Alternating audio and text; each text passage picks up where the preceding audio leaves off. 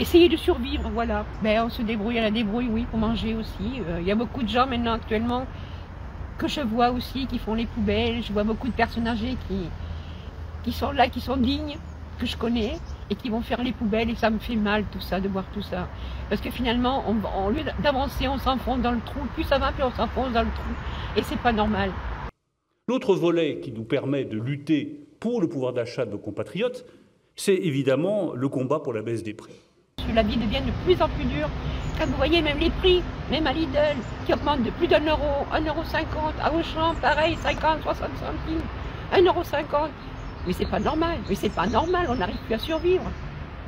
Et je voudrais dire à quel point je suis fier, je suis admiratif du travail qui a été fait par Olivia Grégoire, avec les distributeurs, avec l'ensemble des filières, pour se battre pied à pied, semaine après semaine, jour après jour, pour la baisse des prix. L'inflation, mais ça va. C'est comme vous savez, l'huile, l'Ukraine, voilà, tout, on met sur le dos de l'Ukraine, et c'est pas possible. Il n'y avait plus d'huile, plus de moutarde. Après c'est arrivé, voilà, et ça regorge d'huile, mais c'est pas vrai. Merci Olivia pour le travail que tu as fait au service de nos compatriotes. Survivre, comment vont faire tous ces gens, ceux qui ont des enfants, comment ils vont faire?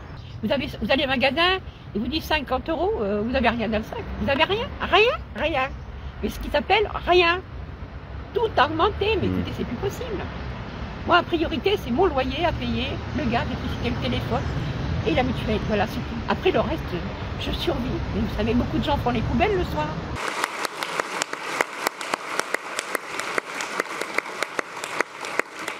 Les négociations commerciales sont ouvertes. Je pense que vous entendrez tous parler de que vous allumez la radio ou la télévision. Je compte sur industriels et distributeurs pour trouver un terrain d'entente avec les prix les plus bas possibles et une baisse des prix sur un certain nombre de produits alimentaires.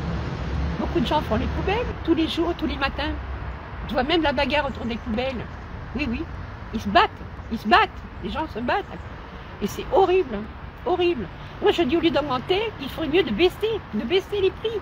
Et je ne suis pas ici, ni moi, ni les ministres qui m'entourent, pour vendre des illusions, mais pour dire la réalité des choses. Et pour que nous ayons le courage de nous confronter à la réalité. Et pas de vivre dans des mots, des grandes déclarations très éloignées des résultats économiques et des résultats en termes d'emploi que nous voulons atteindre.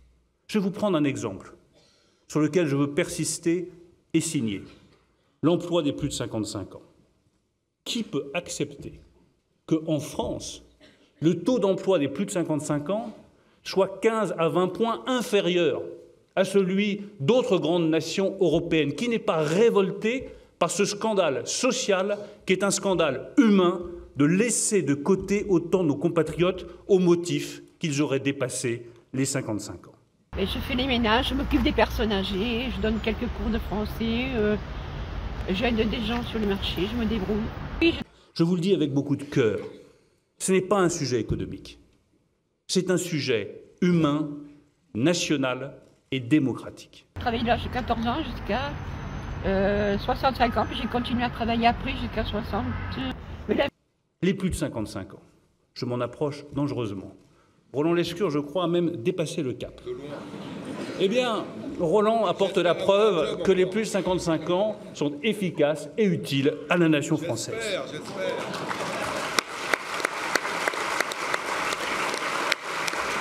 Ça nous prend pour des imbéciles. L'État nous prend pour des imbéciles.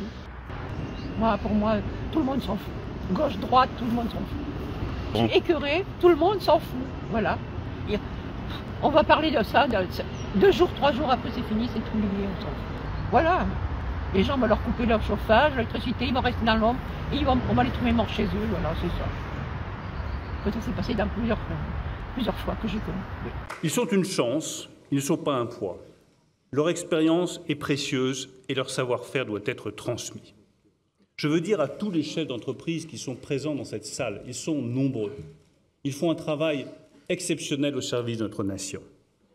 Mais vous avez une responsabilité particulière dans ce domaine. Vous devez rompre avec une pratique d'un autre temps, celle qui consiste à mettre à la retraite de manière déguisée, hypocrite et facile les salariés les plus âgés. Les salaires, Mais finalement, on est plutôt perdant que gagnant, puisque dans l'histoire, il ne va plus nous rester grand-chose pour vivre. Quand vous avez payé le loyer, le gaz, l'électricité, la mutuelle, le téléphone, voilà, il ne vous reste plus grand-chose. Donc il faut continuer à travailler, à faire des petits boulots pour pouvoir vivre. Dans la négociation en cours, qui est ouverte, j'invite par conséquent les partenaires sociaux à faire preuve de la plus grande ambition pour l'emploi des plus de 55 ans, car ce sera un facteur de cohésion, d'unité, de rassemblement de la société française. Et je veux dire aussi les choses avec clarté. J'entends dire qu'il faut décaler de 2 ans la filière senior. Très bien, ça ne suffira pas. Et nous le savons tous. Alors plutôt que de se payer de mots, allons au bout de la réflexion. C'est toute la filière senior dont il faut revoir le fonctionnement pour obtenir de véritables résultats. Oui, il faut interroger la durée d'indemnisation. Et j'ai pas envie d'aller pleurer, parce que quand vous allez réclamer quelque chose, on vous dit « Eh madame, vous avez droit à rien, vous n'avez pas droit à grand-chose, vous n'aviez qu'à pas travailler. » Eh bien, si j'avais pas travaillé, je serais sur un banc, actuellement, avec un morceau de plastique, comme beaucoup de gens. Oui, chacun sait qu'une durée d'indemnisation très longue incite à repousser les choix pour revenir au travail, alors que passé 6 mois, une personne de plus de 55 ans perd beaucoup de chances de retrouver un travail. Ouais, avoir une résistance solide. Il faut avoir une résistance solide, monsieur, pour parfois résister à tout ça, parce que vous vous dites... Puisque nous le savons, et puisque nous connaissons la réalité, attaquons-nous à la réalité plutôt qu'à des illusions. Contre les fins de mois difficiles, un autre combat, double combat, pour la juste rémunération des salariés et contre les prix élevés.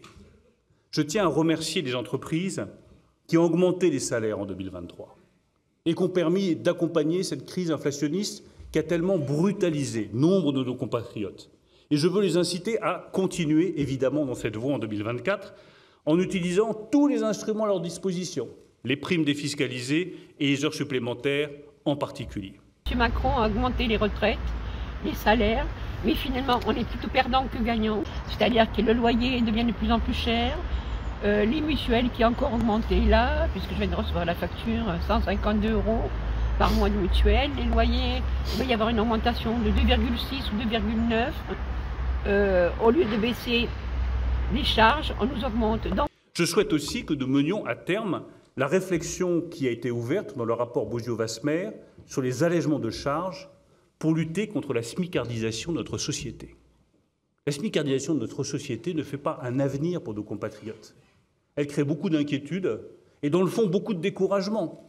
Si vous savez que tout le monde va finir par avoir à peu près le même salaire, ça décourage l'effort, ça décourage l'envie de travailler, ça décourage l'engagement des salariés. Courir, se dire, bon ben voilà, attendre le téléphone si quelqu'un appelle pour, voilà, toc, toc. Pour un petit job, pour... Travailler donc au Châtelet, aux anciennes mains, je travaillais dans la friperie, la boucherie, la volaille, oui, j'ai travaillé partout, le fromage en gros, les restaurants, oui, j'ai fait plein de choses, oui, le secrétariat, j'ai fait le commerce, les marchés, j'ai fait beaucoup de choses. Beaucoup de choses, dont rien ne me fait peur. Nous devons recréer une dynamique des salaires en France pour recréer un espoir par le travail. Formation, qualification, orientation, charge, prime d'activité, tout doit être remis à plat pour nous assurer que tous ceux qui ne comptent pas leurs heures n'aient plus à compter leur fin de mois. Une rémunération juste fait une société juste. Nos victoires économiques doivent être des victoires pour tous. Moi, je m'adapte avec peu de choses, mais voir tous ces pauvres gens dans la rue qui n'arrivent plus à manger, ça me fait très mal. Et surtout quand je vois beaucoup de personnes âgées, même le matin de bonne heure. Quand je sors mon chien, ça me fait mal, ça me fait très mal. Je les aide, parce que moi, si j'ai une poire, je la partagerai en 4, en 6, en 8 pour partager. Voilà, je n'ai pas un gros appétit, donc je peux partager avec les autres, les gens qui sont dans la souffrance. Et heureusement que j'ai écouté mes pauvres parents.